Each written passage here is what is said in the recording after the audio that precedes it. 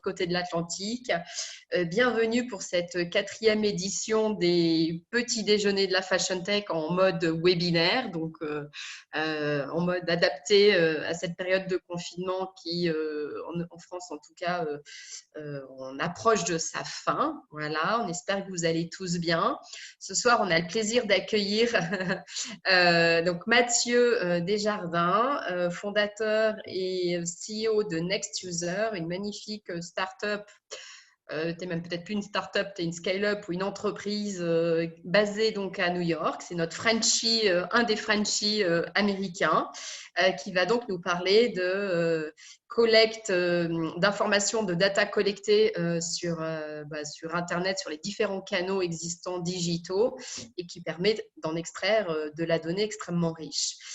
Juste petite donc aparté pour jeudi prochain qui sera notre dernière session avec Eva Engines qui est un magnifique moteur de recherche pour les castings et les casting directors qui permet finalement de trouver le modèle donc pour les différentes campagnes de marque, que ce soit défilé ou campagne de communication, et qui développe aussi un moteur de recherche, une génération de visuels from scratch, donc extrêmement utile dans cette période très mouvementée. Puisque Céline est en mesure de générer des visuels, donc sans passer par la case shooting, donc complètement novateur. Céline est mannequin et chercheur en IA, c'est assez atypique comme profil. Mais pour l'heure, donc je laisse la place à Mathieu, qui va nous animer cette réunion. Très bonne écoute, il y a le chat, le Q&A, n'hésitez pas à poser toutes vos questions et Mathieu est un expert et il se fera un plaisir d'y répondre. Voilà, à toi la main, je te donne le partage. Bonjour à tous, merci beaucoup de prendre le temps de nous rejoindre aujourd'hui. Donc avant de rentrer dans ma présentation, ce que je voulais faire, c'est tout d'abord me présenter. Donc j'ai une quinzaine d'années d'expertise en e-commerce et analytique. Et j'ai travaillé dans 5 pays, donc France, Angleterre, Russie, Canada, et je suis aux États-Unis depuis une dizaine d'années. Et donc, j'ai travaillé principalement pour des boîtes des entreprises assez importantes et après des PME en alternance un peu. Et ce que je vais vous montrer en fait aujourd'hui, c'est un peu le résumé de ce que j'ai constaté quand j'étais souvent côté données, côté analytique et après côté marketing. Donc, le but, c'était en fait de réunir les deux au sein d'une même plateforme. Et c'est un petit peu ce qu'on a fait avec Next User. Pour aujourd'hui, en fait, l'idée, c'est d'aborder plutôt tout ce qu'on fait autour de l'IA. Donc, on a commencé, je crois que tu avais mis une petite photo, Valérie, de ça. En fait, on a commencé avec IBM Watson sur l'île de Richard Branson à montrer le futur de l'intelligence artificielle. On va vous faire une petite démo aujourd'hui sur une des personnes du public. Et en fait, on a petit à petit développé des services, ce qu'on appelle des API ou des connecteurs, à différents types de services, analyse d'image, analyse de personnalité, analyse de sentiments et de mots-clés, analyse de CV, etc. Et l'idée, c'est en fait d'utiliser toutes ces données qui est représentée ici, donc l'intelligence artificielle, pour orchestrer différents parcours utilisateurs en fonction des personas. On parle bien sûr aujourd'hui donc à travers la Fashion Tech ou les petits déjeuners de la Fashion Tech à des gens qui ont souvent pas forcément qui sont en train de démarrer leur transition digitale. Et ce qu'on voit, enfin j'ai mis cette petite illustration ici pour contextualiser un peu la présentation, c'est qu'en fait c'est avec le Covid-19, c'est vraiment une nécessité. C'est plus une volonté, mais ça doit devenir pour vous une nécessité. Donc là, je vais vous montrer très simplement un petit peu tout ce qu'on fait au niveau de l'intelligence artificielle. Je vais être rapide sur la présentation et après, le but, c'est de plus d'être dans un mode de démo pour vous inspirer et n'hésitez pas à tout moment à me poser des questions sur si vous en avez sur le contenu. Il n'y a pas de problème. Donc, en fait, notre spécialité, c'est une agrégation de données. Techniquement, on est ce qu'on appelle une Customer Data Platform et après, une sorte d'orchestration omnicanal, donc d'activation de ces données. Donc, on travaille principalement avec des boîtes de grandes conso, tout ce qui est manufacturing avec Schneider Electric, électricité, telco, luxe, alcool, pharmaceutique. Donc, c'est assez diversifié. On a 2, voire 3 produits. Je les détaillerai un petit peu après. Je ne veux pas vous embrouiller pour l'instant. On a été créé il y a donc 7 ans. On a des clients dans 9 pays. Donc, on est assez internationaux. On a 3 bureaux. Un à San Francisco, un autre à New York que je chapeaute et bien sûr un en Europe, à Paris. Donc, comme je l'ai mentionné dans l'historique de l'entreprise, il y a 5 ans, on a été sélectionné pour aller montrer le futur de l'intelligence artificielle sur un espèce de concours en fait, qui avait été organisé et qui était sponsorisé par IBM Watson, donc avec Richard Branson. Il y a 4 ans, on a gagné le Unilever Startup Battle, à un événement qui est très similaire à Vivatech, mais qui a lieu en Asie, à Singapour. Et on fait régulièrement des événements, ça c'en est un, avec l'INSAD et Accenture à Station F. Donc voilà. L'idée en fait du produit dont on parle aujourd'hui, ce qu'on voit, c'est qu'on est un peu… on voit très souvent en fait que la donnée sur nos utilisateurs, qui provient en général de la segmentation qui sont effectuées par les images, sont très démographiques. Donc, on parle de géographie, d'âge, de sexe. Et à partir de là, on définit une sorte de ciblage qui est un peu par cohorte, enfin par cluster, on va dire. Et donc, on n'a pas nécessairement une donnée qui est très précise. On a souvent un 15 à 24 ans. On n'a pas nécessairement un âge défini pour l'utilisateur. Donc là, l'idée de ce qu'on propose, c'est une sorte de capacité à modéliser toutes vos audiences, vos communautés, comprendre qui sont vos influenceurs, vos VIP, et ce, en ne dépendant pas de données panel type Nielsen, Ipsos ou Sofres, si on parle de la France. Et en deuxième phase, donc c'est une meilleure compréhension des audiences, et en deuxième phase, c'est une capacité à activer directement ces données, soit sur des publicités pour tout ce qui est payant, soit sur vos canaux marketing propres, email, web, mobile, SMS, push notification, etc. Et donc, NextUser propose 300 variables. Par rapport à ça, on va voir des études de cas aujourd'hui. Pour avoir ces 300 variables, en fait, on va interroger 9 services qui vont nous donner complètement une vue intégrale sur l'utilisateur, un profil à 360 degrés. Donc, on n'est plus sur du comportemental web ou magasin, donc ce qu'on appelle plutôt du quantitatif, mais on va être sur du qualitatif où on va comprendre pourquoi ce comportement, qui est-ce qui explique, au niveau de la personnalité, au niveau des sentiments et mots-clés, ce que l'utilisateur exprime par rapport à la marque, au niveau de la reconnaissance visuelle, donc quel est son contexte de consommation. On va effectuer aussi une sorte de triangulation pour élargir un petit peu la vision et comprendre qui sont les influenceurs ou qui sont les membres que les gens ont en commun. Et après, on va pouvoir avoir de l'information sur tout ce qui est identité et éventuellement patrimoine, notamment en Amérique du Nord. Donc là, l'idée, c'est vraiment d'avoir une sorte de compréhension globale directement de chacun des utilisateurs par rapport à un réseau social, donc un Facebook ID, Twitter ID, Instagram ID, etc. Pour vraiment expliquer cela, j'ai pris un cas d'une des personnes qui est normalement inscrite pour aujourd'hui, à savoir Hermès. Et donc, ce que l'on va effectuer, en fait, c'est une sorte de cartographie du marché, du sous-marché et des concurrents en fait, d'Hermès. Donc, on part, une des sources de données primaires, c'est qu'on part directement de Hermès, des comptes Insta, Facebook, Twitter, et de ses concurrents. Ensuite, on va voir les followers qu'ils ont en commun. Donc, on va effectuer une sorte de triangulation.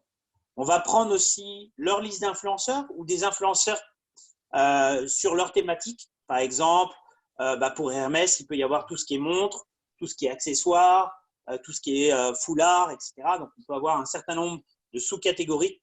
Et après, on va avoir des concurrents par sous-catégorie. Et ensuite, on peut prendre tout ce qui est mots-clés ou hashtag. Donc, on a en fait ces 4 signes, ces 4 sources de données qui vont commencer à effectuer ou à être la source de notre analyse. On en a une en plus que je n'ai pas mise là puisqu'on est en Europe, mais on a la capacité aussi, en dehors de l'Union européenne, d'analyser une base de données clients déjà existante. Donc, de dire, voilà, on analyse le top 30% de cette base de données et ça représente 80% de nos profits. Qui sont-ils? Donc, on a cette capacité automatiquement en temps réel à pouvoir comprendre dynamiquement quelles sont les communautés qui gravitent autour d'une marque. Est-ce que vous avez des questions? Non? Ou c'est pour l'instant relativement clair? Non? Pas de questions, Valérie? Je sais Écoute, pas, je vois pas. ça a l'air d'être crystal clear, comme vous on dit chez vous. Nickel. Ouais. Bon, Ouais. ok. La première étape ensuite consiste à agréger des données et créer des profils utilisateurs. Donc en fait, on va comprendre le contexte, par exemple visuel ici. Et ça, c'est une démo qu'on a fait justement par rapport à tout ce qui est fashion, que je vous montrerai un petit peu après. La deuxième consiste, donc on a une analyse ou une reconnaissance d'image. La deuxième, c'est une analyse de personnalité. On fera un exemple avec une des personnes du public ou on prendra quelqu'un de connu, peu importe. On ne veut pas vous frustrer. Ensuite, on a une capacité à analyser tout ce qui est sentiments et mots-clés. Donc, à pouvoir estimer par géographie, par concurrent, par segment, qu'est-ce qui ressort des conversations. Est-ce qu'il y a un problème de prix, de produit, de design, de matériaux, etc. Donc, on va commencer à faire ressortir en fait tout ce qui est tendance par préférence ou besoin, comprendre cela par sexe, avoir des catégories, des sujets discutés, des produits compatibles, savoir s'ils sont seuls, accompagnés, en couple, etc. Donc ça, c'est l'étape en fait de data visualisation où on commence à pouvoir agréger l'ensemble des insights. Et la troisième étape va être une étape d'activation où on va personnaliser et commencer à communiquer en individuel. Donc, la première partie, c'est sur la partie payante. Donc, on va pouvoir typiquement avoir des listes d'audience, donc avec un Instagram ID, Facebook ID, Twitter ID, whatever. Et on va avoir le contexte complètement individualisé, jusqu'à 300 caractéristiques sur cet utilisateur. Donc, typiquement, on peut aller faire une publicité qui soit complètement ciblée. On sait que, par exemple, c'est quelqu'un émotionnel, donc on va lui mettre des petits chats qui pleurent, je le caractérise, et on va pouvoir enrichir, du coup, automatiquement la segmentation de l'entreprise par rapport à ses utilisateurs en exposition après par rapport à la réaction de la publicité. Donc, on a cette capacité à enrichir avec de la donnée qu'on dit first party directement et à pouvoir lier ça à des profils utilisateurs qu'on touche. Donc, ça, c'est sur la partie payante. Et après, on revient au web marketing qu'on a, nous, où en fait, on a une capacité à utiliser ça sur les canaux marketing propres de l'entreprise, à savoir le site, l'application mobile, email, SMS, push notification, création de tickets clients, etc. Donc, on va pouvoir individualiser le message complètement one-to-one par rapport au profil utilisateur. Donc, ça, c'est quelque chose de relativement intéressant. Après, je voulais juste vous présenter, avant d'aller dans toute la partie démo, nos 3 produits. En fait, donc on est positionné un peu sur l'entonnoir de conversion que vous voyez ici. Et à chaque fois, on associe un produit à un besoin marketing. Donc, ce qu'on va couvrir aujourd'hui, c'est tout ce qui est audience avec l'intelligence artificielle. Donc, l'idée étant de qualifier directement les audiences. Ensuite, on va orchestrer et individualiser en one-to-one. Donc, on va convertir en fait tout ce qui est canaux payants ou canaux marketing propres. On va aider à individualiser et à créer des micro-conversions, montrer le bon contenu, avoir tout ce qui est recommandations, personnalisation en temps réel, etc. Et ensuite, on a un troisième produit, mais dont on ne parlera pas nécessairement aujourd'hui, qui mesure l'engagement en fait, sur les réseaux sociaux, où on fait en fait tout ce qui est reporting, Instagram, Facebook, Pinterest, de façon complètement automatisée. Et l'idée étant, en fait, d'augmenter bien sûr les ventes en ligne. Statistiquement, en fait, on a 12 à 21% sur tout ce qui est augmentation moyenne qu'on peut attendre sur les scénarios de personnalisation qui sont déclenchés par Next-User, d'économiser des ressources côté client. Donc, on a environ 55 heures, c'est ce qu'on a estimé, par mois qui sont économisées du côté client. Et ensuite, on a une profitabilité prouvée par un test AB, tout comme l'augmentation des ventes, en fait, où pour chaque dollar investi dans Next-User, on a un retour sur investissement de 5 à 32 dollars directement par rapport à la solution. Est-ce qu'on a des questions avant que je passe à la suite? N'hésitez pas, hein, ne soyez pas timide. Écoute, c'est toujours crystal clear, donc Bon. c'est très clair. Ok, on y va alors. Ou tu m'impressionnes peut-être, je ne sais pas. On y va, on y va. Donc, la première chose en fait que je voulais montrer, je vais peut-être prendre pour structurer un peu l'approche une autre présentation. Il y a un an en fait, on a fait pour une agence marketing qui s'appelle RGA. C'est eux un peu qui nous ont aidés à créer ce nouveau produit, une analyse visuelle. Donc, on voulait en fait comprendre le contexte des gens autour de Smirnoff. Donc, vodka, bien sûr, une marque de vodka du groupe Diageo. Et ce qu'on a fait ici, c'est une capacité à analyser le contexte autour d'Instagram, l'analyse de personnalité et l'analyse de sentiments et de mots-clés. Donc, on avait 3 sources de données. Et après, on a regroupé les gens dans différents types de communautés, identifié tout ce qui était influenceur et VIP. Donc là, l'idée, c'est d'avoir une capacité à créer un espace qui soit pertinent pour le client, donc l'espace des alcools, prendre tous les types d'alcool, on parle de vodka, champagne, bière, etc. Et après, Je dans te, une sous-catégorie… Oui, vas-y, attends. je te Ouais. coupe, excuse-moi, on a une première question de Valérie qui Oui, nous Valérie. dit 300. Ah, elle reformule. Alors attends, je reprends depuis le début. 300 variables qualitatives, mais les clients ont-ils assez de brand content pour personnaliser le contenu. Voilà. Est-ce que les marques, donc quand tu parles de 300 variables qualitatives, du coup, ça pose la question pour les marques, tes clients, comment tu personnalises le contenu? Est-ce que je suis claire? Ouais, absolument.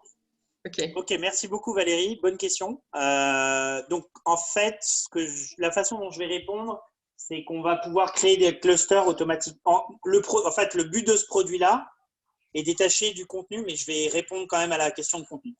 Le but, c'est de mieux comprendre. On parle souvent en fait à ce qu'on appelle l'équipe CMI, donc Customer Management Insight, l'équipe stratégie, PR communication. Le problème des entreprises, en fait, c'est que soit on a des technos par panel, soit on a ce qu'on appelle du social listening. On n'a pas de vision à large échelle de qui sont nos clients par catégorie, sous-catégorie, concurrents, etc. Donc là, l'idée de ce qu'on essaie de faire avec ces 300 variables, c'est de répondre à qui sont nos communautés, comment elles sont réparties, combien il y en a, etc. Donc ça, c'est la phase d'audience. Après, pour le contenu, je vais répondre pour moi, Next User, au niveau Marketing Hub, et je pense que l'entreprise ferait la même chose. Mais en fait, ce qu'on fait, nous, c'est qu'on va indexer les contenus ou les produits. Notamment, sur les produits, on a à chaque fois un flux Google Shopping ou un flux d'affiliés ou pour tout ce qui est moteur de comparaison de produits. Et après, on associe ce qu'on appelle une recommandation. Donc, la recommandation on indexe en fait toutes les possibilités en termes de contenu, on indexe tous les produits. Et après, la recommandation va effectuer une sorte de correspondance, ou en anglais un mapping, par rapport à des catégories, des tags, des thématiques, des sous-catégories, etc.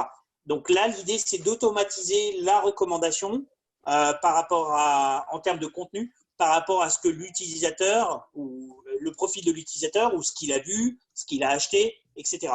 Donc ça, c'est un outil que nous, on a déployé dans notre plateforme. Après, la réponse, elle est très clairement, en général, non.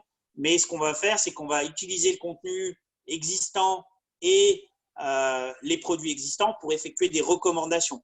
Après, aller au niveau one-to-one, généralement, l'entreprise a très peu la capacité de créer le contenu qui correspond directement à un seul utilisateur. On a une granularité telle que malheureusement, mais après, il y a des technologies, notamment sur la publicité, qui commencent à faire des créas en one-to-one. Donc, ce sera des possibilités dans le futur. Après, nous, ce qu'on essaie de faire, c'est de répondre à la question de la personne qui nous interroge pour mieux connaître ses audiences, donc qui est souvent quelqu'un au PR, communication, éventuellement CRM, etc. Et après, pour le marketeur, d'associer le meilleur contenu qu'il a à disposition en temps réel. Mais après, il n'y a pas toujours l'ensemble du contenu. Mais ça peut faire partie d'une roadmap. Ça peut faire partie d'une roadmap pour lui de contenu à créer par la suite si on a des manques par rapport au contenu. Donc voilà. Ok, mais en tout cas, ça sera sûrement le rôle de l'IA dans ces prochaines années d'apporter du contenu hyper personnalisé pour les users. En tout cas, c'est le futur du marketing tel qu'on peut l'imaginer. Tu valides, Mathieu? Ouais, tout à fait. Et même, j'avais fait un cours d'IA et ce que je vais faire, c'est un cours de quantique parce que je pense qu'en fait, ça va être vraiment capable. Ça va être, le problème, c'est que ça prend des puissances de calcul assez importantes. Et je pense qu'il faudra qu'on passe à du quantique qui est pas loin, hein, finalement, pour vraiment avoir ces capacités à auto-suggérer et même auto-générer. Je pense que c'est même possible d'auto-générer du contenu. On a des boîtes. Quand on est à la Necker Island, justement, vous allez voir sur l'analyse de personnalité, en fait, IBM nous donnait que des pourcentages. Donc, on a créé des textes. On a pris une boîte qui s'appelle Narrative Science pour créer un texte. Eux, ils sont spécialisés sur tout ce qui est commentaires financiers avec les actions en temps réel. Donc, ils créent du texte à partir d'indices qui évoluent d'entreprise. Et nous, on avait utilisé ce procédé-là pour créer un texte. Donc, je pense que toutes ces capacités vont évoluer. Et du coup, du texte pourra être auto-généré. Et là, le contenu, normalement, on pourra vraiment faire un contenu individualisé pour chacun des utilisateurs. Donc, voilà. Bon. Après, vaste question. Donc, si on revient à notre démo ou à nos clients, ce qu'on fait donc, en général, c'est qu'on monte un espace pour tout ce qui est thématique aux clients, après des sous-segments et après des concurrents par rapport aux sous-segments. Donc là, en fait, après, on passe une première moulinette qui va être en fait notre analyse visuelle. Donc, notre analyse visuelle va s'effectuer automatiquement par rapport à l'ensemble de l'alcool, ou une sous-catégorie, cocktail, ici vodka, ou alors ça peut être même directement par rapport à une marque. Donc ici, on a Absolut. Et en fait, ce qu'on a essayé de comprendre dans ce cas-là, c'est quel était le sexe de l'utilisateur, enfin le genre, on va dire. Est-ce qu'il était en couple? On ne sait pas parce que c'est une photo de produit parfois. Il est seul ou il est en groupe. Et ensuite, quel est son âge? On n'a pas nécessairement son âge, ou on avait des jeunes adultes. Et ensuite, on avait en noir le contexte de consommation, où il consommait de l'alcool, là, dans un parc, à la maison, en club, au restaurant, etc. Donc, en fait, tout ça, c'est basé automatiquement sur une analyse d'image. Et ce qu'on a même comme capacité, c'est à voir directement en temps réel les images et la façon dont ces images ont été analysées. On peut même analyser, par exemple, ou entraîner l'algorithme pour reconnaître une forme de bouteille, un logo, des contextes en fait spécifiques par rapport à ce que le client recherche. Donc, tu croises de l'analyse d'image finalement avec de l'analyse de mots, de hashtags. Voilà, pas pardon. encore. Là, on est sur de l'analyse visuelle pure. Okay. L'idée, c'est de comprendre autour, parce qu'en fait, quand on prend une photo, notamment par rapport à l'alcool ou par rapport à un article de mode, puisqu'on a plutôt un public comme ça, on est sur quelque chose sur la photo qui va être instantané, qui exprime un contexte de consommation ou dans quel état d'esprit on est, etc. Donc là, l'idée, c'est d'avoir une première analyse, donc une reconnaissance visuelle. Donc là, on est purement sur de la reconnaissance visuelle. Mais tu as raison. Après, on va croiser ça et on va le voir dans RGA. C'est pour ça que je vais prendre ce PowerPoint parce que c'est assez utile. On va voir que les signaux se recoupent entre l'analyse visuelle et l'analyse sémantique de sentiments et de mots-clés.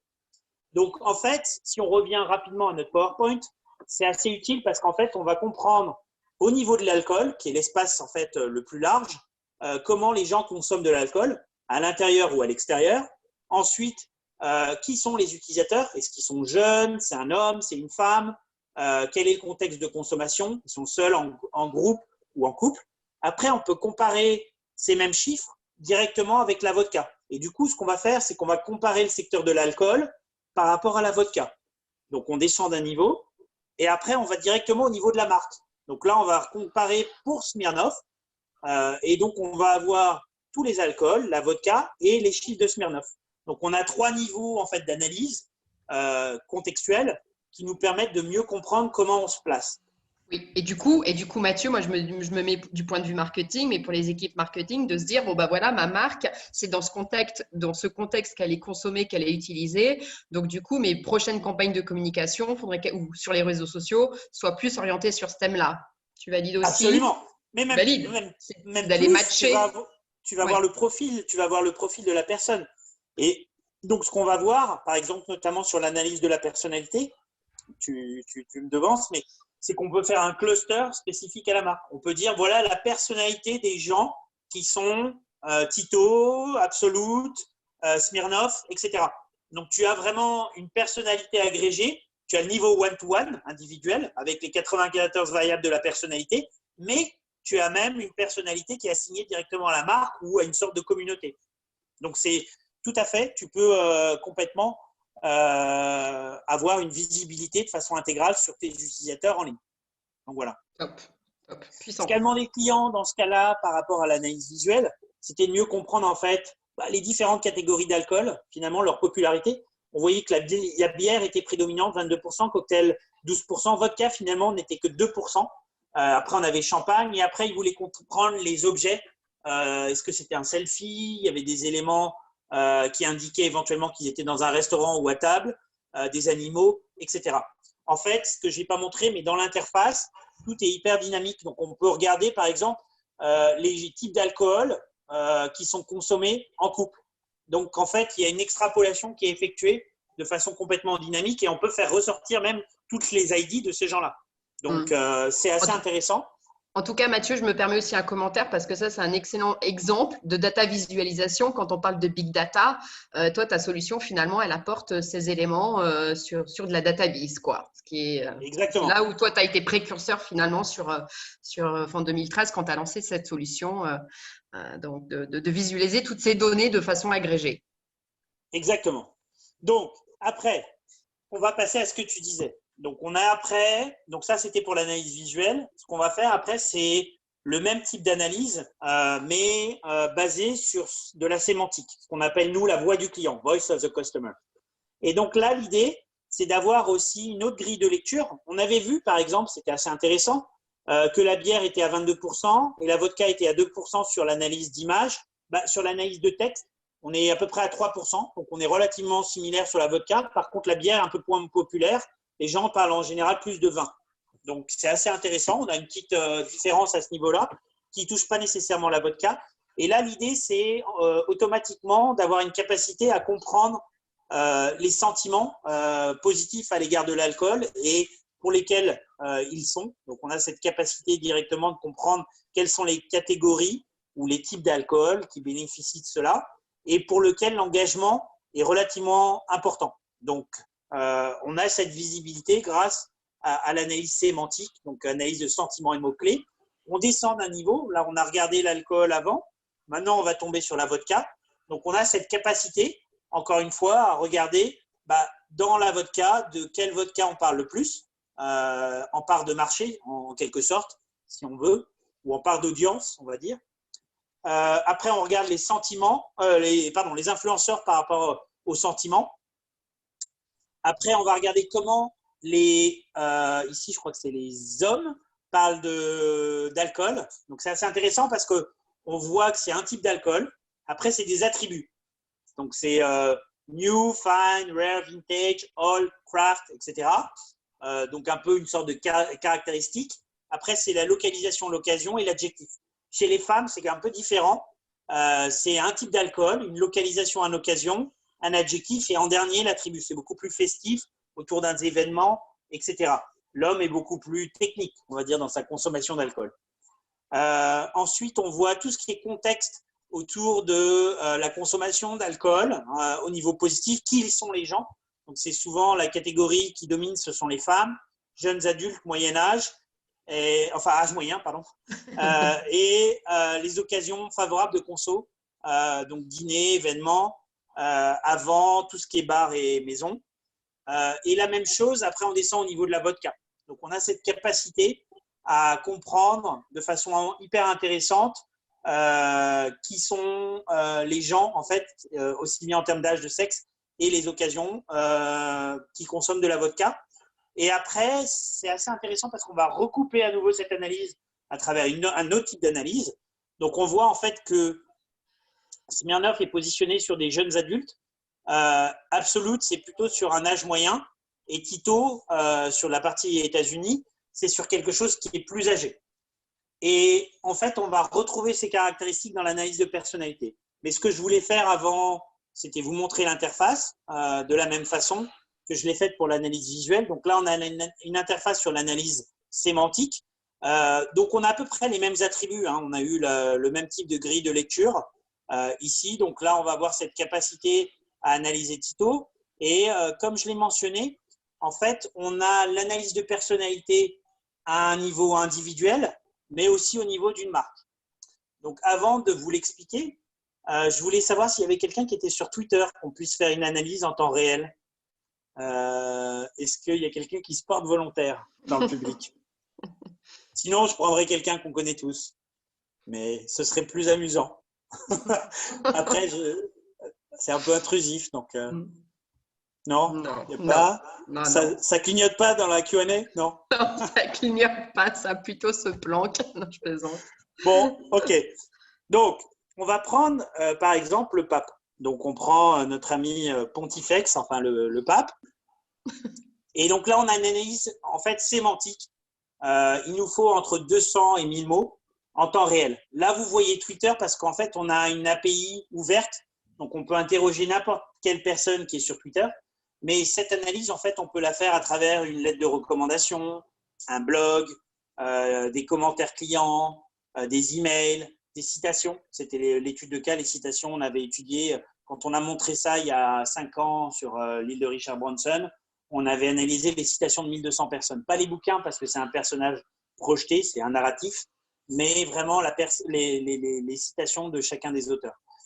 Donc, bon, bref, si on revient à notre pape, parmi une centaine de personnalités, donc 50% d'hommes, 50% de femmes, égalitaires, on fait ressortir automatiquement les 5 grands traits de personnalité, ce qu'on appelle OCEAN, qui sont donc openness, conscientiousness, extraversion, awareness, neuroticisme ou emotional range. Et donc, ce qu'on voit, du coup, c'est un profil du pape. Donc, on voit qu'il est analytique, restrained and aggressive, empathique, desire for discovery, unconcerned achieving success, taking pleasure in life, donc ça correspond plus ou moins à l'image en tout cas qu'on a du pape. Après, on a cette capacité à comprendre et pouvoir explorer dans Océane, donc les 5 grands traits de personnalité, chacun des traits de sa propre personnalité. On a traduit, parce que ce n'est pas forcément évident à comprendre, donc Océane, on a traduit ces traits en choses beaucoup plus simples, en une grille de lecture plus simple, où on voit que c'est quelqu'un qui est organisé, réservé, avec de la compassion, sensible et curieux. Donc là, ça nous permet de comprendre rapidement ce que signifient un peu ces 5 grands traits. Et ensuite, on va pouvoir analyser chacun des grands traits. Donc, on a 5 fois 5 traits, donc 25 traits au total, où on va dire exactement comment le pape est. Et du coup, en tant que marketeur, ou service client, ou personne en boutique, comment je devrais interagir par rapport à ce trait de personnalité. Donc là, j'ai resté plutôt généraliste, lui donner assez d'espace pour ces changements en fait au quotidien. Donc on décrit rapidement en fait comment est le pape. Après, on a tout ce qui est besoins fondamentaux. Donc c'est basé sur des terminologies marketing, donc Cutler et Ford que certains doivent connaître. Et donc on voit que c'est quelqu'un de curieux, de proche, en harmonie, relativement structuré, qui s'exprime, relativement stable. Après, on va sur les valeurs humaines. Donc, on a une douzaine de caractéristiques par rapport à ce que j'ai mentionné. Après, on a toutes les valeurs humaines. Donc, on voit en général 2-3 traits prépondérants dans la personnalité. Donc, le contrôle est quand même assez important. Spiritualité, c'est bien quand même. Et après, ouverture au changement. Et après, on a toutes les préférences en termes de conso. Donc, automobile, habillement, les marques. Est-ce qu'ils vont choisir quelque chose qui est plutôt utilitaire? Préférence en termes d'influence, les publicités, réseaux sociaux, carte de crédit, santé, environnement, entrepreneuriat, film, musique, lecture et donc volontariat. Donc, on a en fait sur chacune des personnes pour lesquelles on a un texte cette capacité à pouvoir prédire en fait 94 variables sur la personnalité. Donc, si on revient à notre étude de cas, on peut l'agréger, là on l'a eu en one-to-one pour le pape, mais on peut l'agréger de façon globale par rapport à des personas de marque. Comme ça nous donne un peu une identité ou un âge. Et donc là, si on reprend notre problématique d'alcool, ce qu'on avait vu, c'est qu'on avait Smirnoff jeune, Absolute qui était plutôt âge moyen, et Tito qui était plutôt une personne âgée. Et donc, dans notre restitution, en fait, automatiquement, qu'on a faite, on voit vraiment ça, où on voit en fait que Smirnoff, c'était une marque jeune, donc Absolute, âge moyen et Tito, et on le voit en fait dans la description des personnes. Donc, Smirnoff, c'est des gens pragmatiques, easygoing, flexibles, ce sont nos jeunes qui sont sensibles, détachés, une attitude détachée de la vie, compétitive et assez vulnérable. Alors que notre utilisateur Tito est un peu plus mature, on va dire. Il est très organisé, inventif, intellectuel, efficace, discipliné, avec une tendance à paraître un peu solitaire, analytique et très curieux. Et ça, en fait, on va pouvoir aussi le recouper. Donc là, on a nos 25 traits, on les a vus, ce qu'on appelle les Big Five ou Océane. Et on va le voir aussi dans l'analyse des besoins qui décrit en fait comment un produit va résonner pour une personne. C'était les fameuses 12 catégories qu'on avait vues de Kotler et Ford. Et donc, on a cette capacité à voir la même chose où on a Smirnoff, donc nos jeunes qui sont curieux, excités, mais pas à propos de tout, idéalistes. Ils aiment avoir des choix, mais ils aiment aussi avoir leur propre routine et ils ont une me-first attitude, ils pensent d'abord à eux. Et alors qu'on a nos compétitifs, curieux, facilement excités, ils aiment avoir des options, donc préfèrent être seuls ou en petits groupes, désir de perfection. Donc là, on est vraiment sur quelqu'un d'un peu plus mature et on le retrouve encore une fois, cette dichotomie ou cette séparation au niveau de l'âge directement de nos utilisateurs. Après, on a tout ce qui est valeur qui décrit les facteurs qui vont influencer l'utilisateur dans une prise de décision. Et après, les préférences en termes de conso. Donc, en tout, on a 94 variables. Je n'ai pas montré encore vraiment l'interface sur l'analyse de sentiments et mots-clés, puisque là, on a vu l'analyse en fait automatiquement de personnalité. Mais en fait, c'est le même type que vous avez vu sur le PowerPoint. À chaque fois, nos clients fournissent une interface visuelle avec des profils complètement individualisés. En fait, vous avez directement pour chacun des utilisateurs automatiquement le contexte. Donc, on a pour chaque ID le contexte directement de consommation et ses caractéristiques, mais aussi on fournit le rapport agrégé PowerPoint que vous avez vu. Et l'idée, ça va être d'utiliser un petit peu cette donnée, de l'activer avec les médias ou les canaux marketing propres de l'entreprise. Donc là, en fait, typiquement, on a le même type d'analyse en termes d'âge, de genre, d'occasion de consommation. Mais on va même aller un petit peu plus loin. Donc, on va pouvoir, par exemple, comparer Smirnoff à Absolute, aussi bien en termes de sentiment ou d'engagement. On peut aller aussi dans tout ce qui est catégorie. Donc, on a une capacité par rapport à ça à regarder par rapport à différents types d'alcool, comment on se compare, et directement aussi par occasion, bar, événements, etc. Au sein d'une occasion, on a cette capacité aussi à regarder de façon très granulaire. Ici, on en a un qui est à 33%, donc on n'est plus vraiment sur une moyenne. On peut même aller consulter, par exemple, ici, ce qui a généré ce sentiment positif directement et aller consulter le tweet, dans ce cas-là, qu'il a consulté, enfin, qu'il a généré, pardon, où on voit en fait Ted Hanson, qui est l'égérie de Smirnoff, qui est dans une campagne un peu sympa avec un Bloody Mary, etc. Donc, on a vraiment cette grille de lecture ou cette capacité à comprendre en fait l'analyse visuelle, l'analyse ici sémantique, l'analyse de personnalité, comme vous l'avez vu. Et du coup, tout ça, ça va nous permettre d'avoir automatiquement soit globalement nos influenceurs, soit on va pouvoir voir pour chaque membre quel est le contexte. Donc là, on voit que c'est une femme avec des amis, événements, âge moyen, plutôt sur d'autres types d'alcool. Et donc, on a cette capacité après à pouvoir utiliser ces informations pour contextualiser la relation client. Est-ce qu'il y a des questions? Écoute, toujours pas, c'est crystal clear, on t'écoute religieusement. Bon, c'est la fin de journée, hein. C'est Les gens sont un peu passionnant. fatigués. C'est passionnant.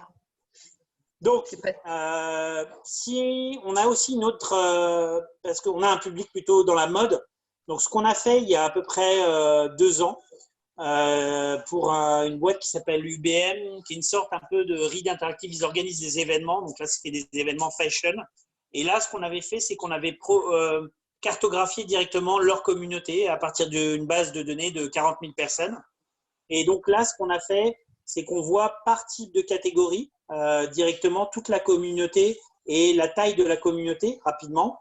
Mais on peut le voir aussi au niveau de notre panneau, notre interface visuelle. On voit directement la taille de cette communauté ici pour des robes. les connexions qu'elle a avec d'autres communautés, les VIP, les influenceurs et les utilisateurs. Et on voit aussi visuellement la proximité éventuelle avec d'autres types de communautés par rapport à la distance directement avec ces autres communautés. Donc, on peut même aller dans une visualisation beaucoup plus détaillée où on va voir automatiquement l'ensemble des influenceurs, des VIP ou des utilisateurs. À chaque fois, donc, nos VIP, alors les VIP, ce sont des gens qui sont en dehors des communautés, mais qui vont fédérer nos influenceurs. Ce sont ceux que les marques suivent. Et les influenceurs, c'est parmi nos membres qui sont les plus importants et ce sont eux qui nous suivent. Donc, dans un sens, c'est la marque qui suit, ça définit le VIP. Dans l'autre sens, c'est la marque qui est suivie, ce sont nos influenceurs. Donc, c'est comme ça, en fait, qu'on les définit. Après, on prend des paramètres. Par exemple, à plus de 3000 personnes, suit moins de 3000 personnes, à un ratio de 20%, etc. Donc, ça nous permet de définir rapidement, et ça, on peut complètement l'ajuster directement, qui sont nos influenceurs et nos VIP. Oui. Mathieu, une question absolument, une question de Karine qui nous dit impressive. Salut Karine. Impressive. Karine. Combien de temps faut-il pour amorcer une analyse type Smirnoff? Est-ce possible par la suite d'avoir un monitoring en continu? C'est l'intérêt. Bravo. C'est Karine, c'est ça? Ouais, c'est Karine. Merci Karine. Ouais, bah exactement. En fait, c'est exactement ça. Ce qu'on fait souvent, c'est que les marques de luxe sont un peu frileuses. Donc, on fait un concept de 2 ou 3 mois. J'ai un exemple ici pour Orange. Orange en France, Télécom. Et on a cette capacité à faire une analyse one time. C'est ce que nous avait demandé RGA. Mais bien sûr, le plus intéressant, notamment par rapport à des cas de publicité marketing pour comprendre à qui on cible, etc., c'est de le faire en continu. Et donc, en fait, pour l'installation pour Smirnoff, en fait, c'était la première fois qu'on faisait ça parce qu'on n'avait pas réuni nos API ensemble. On l'a fait en 4 semaines. Et maintenant, on arrive à couper le délai à 2 ou 3 semaines pour vraiment avoir collecté la donnée et avoir une première grille d'analyse. Mais ce qu'on veut faire, c'est en général avec la marque ou le client, aller un peu plus loin parce qu'ils veulent toujours comprendre. On commence à avoir des premiers insights et puis on se dit, OK, on va peut-être creuser ces insights, etc. Donc, on est sur un processus de 2 ou 3 mois pour créer une interface qui soit individualisée et après qui se met automatiquement à jour. Et le cas qui est intéressant, par exemple, pour Orange, mais je vais y revenir, c'est qu'eux l'utilisent pour ce qu'on appelle Net Promoter Score, c'est une satisfaction client. Donc, comprendre là où le bas blesse, par exemple, par rapport à une satisfaction client. Donc, on a cette capacité à les analyser, donc Soch, ou alors les concurrents, et à donner une sorte de grille d'analyse par rapport à ça et aller dans chacun des commentaires pour chacun, en fait, directement des clusters d'utilisateurs. Donc, on a cette capacité à chaque fois à pouvoir voir directement ça. Et on l'a fait aussi sur l'analyse d'image. Donc, on peut voir, par exemple, sur l'analyse d'image, les problèmes, par exemple, par rapport à tout ce qui est abonnement, des problèmes d'assistance, de téléphonie, d'information, etc. Et encore une fois, on peut voir directement les images qui sont associées par rapport à ça. Donc, 4 semaines, 2 ou 3 semaines pour commencer à collecter des données, 4 semaines pour RGA initialement. Et après, en fait, l'idée, c'est de le faire de façon continue. Donc, de continuer à indexer et de voir justement sur la satisfaction client ou sur des nouvelles campagnes qui sont les utilisateurs. Je reviens. Hop, mais… Ah bah du coup, elle a un commentaire, Karine, qui lui dit c'est encore plus impressive. Ah bah écoute. Elle te remercie. Voilà. Non, c'est puissant, en effet. C'est puissant. Très puissant. C'est un peu l'idée. Donc là, le premier niveau en fait que j'ai montré, c'était tout ce qui est communautaire. Donc on a vraiment… Et à chaque fois, en fait, dans la plateforme, pour montrer rapidement la plateforme Next User, on a un profil qui est associé à cet utilisateur. Ce qui va permettre rapidement après, pour le hub marketing, de prendre la main et quand cette personne va être en ligne, d'individualiser automatiquement l'expérience client. Donc, on a un profil utilisateur avec les visites, pages vues, événements, achats. Donc, on a à chaque fois des variables et directement, on pourra personnaliser pour cet utilisateur-là. Donc, c'est intéressant parce qu'il y a une phase en fait de visualisation, de compréhension des audiences, mais après, il y a une phase d'activation qui est hyper intéressante pour les business. Donc, ça, c'est la partie communauté. Après, on va au niveau au-dessus qui s'appelle les influenceurs. Donc, dans nos communautés, À chaque fois, on identifie les membres les plus importants, c'est ce qu'on appelle les influenceurs. Encore une fois, ceux qui suivent les marques. Et donc, on va pouvoir voir automatiquement à quel, je sais pas, j'en ai pris un au hasard, à quel type de catégorie cette influenceuse est rattachée. Et donc, on a encore une fois cette capacité à voir à quelle communauté elle correspond. Bien sûr, ce n'est pas une VIP, c'est une influenceuse. On a tous ses contacts. Donc, automatiquement, on peut la contacter sur LinkedIn, Facebook, Twitter, Insta, le site web et son email. Et on a les autres influenceurs auxquels elle est rattachée. Et après, on a la même chose automatiquement pour nos VIP. Donc, nos VIP, on a un peu moins d'infos parce qu'eux, ils ne font pas nécessairement partie de notre communauté. Et donc, on a une capacité en temps réel, oui, là, on a pas mal de monde à voir. Là, j'en ai pris une qui est assez importante, mais en jaune sont nos influenceurs, donc à qui nos VIP sont rattachés en termes d'influenceurs. Donc, on fait ça en fait par triangulation. Encore une fois, donc on voit par exemple Caroline Knapp. Je ne sais pas, je ne fais pas partie de la mode, je ne sais pas. Elle est rattachée à 12 communautés et elle va fédérer automatiquement ces influenceurs-là. Donc, on a cette capacité à comprendre l'importance directement de ce VIP. C'est 39% ou 39 en termes d'indice sur 100. Donc, ce n'est pas non plus la plus importante, mais elle est quand même assez importante. Et donc, de pouvoir automatiquement, encore une fois, l'activer à travers, ici, peut-être un programme. Alors, les VIP, ce sont ceux que les marques suivent, donc les plus importants. Et ce qu'on peut faire, c'est les sponsoriser, les faire intervenir à un événement, leur demander d'intervenir sur des spots publicitaires, etc. Donc là, tu facilites le travail de toutes les agences de presse. Oui, c'est pour ça que… Tu leur rends un vrai service. Absolument, c'est pour ça que la question, je crois que c'était de Valérie initialement, était intéressante parce que, en fait, dans la phase d'audience, on parle à quelqu'un qui est plutôt focalisé sur des audiences, des insights, du PR, de la com ou du CRM. Et après, dans la phase d'activation, ça va être du e-commerce, ça va être du marketing en ligne, etc. Donc, ça va être du pragmatique opérationnel. Donc, c'est un peu deux personas. Et donc, c'est pour ça que le contenu dépend souvent de la marque. Mais j'ai répondu pour le Marketing Hub, la façon dont nous, on fait les choses. Donc, voilà. Très bien. Qu'est-ce que j'avais d'autre? Après, on l'a fait donc, oui, pour Orange. On a vu rapidement le contexte. On a fait pour des hôtels à partir de commentaires clients, TripAdvisor, les pages jaunes, donc Yelp en anglais, ou Booking.com.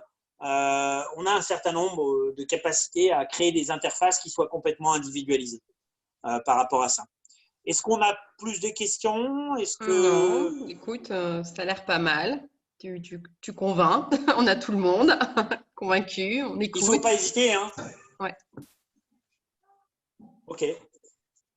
Donc, je vais parler. Du coup, je vais improviser.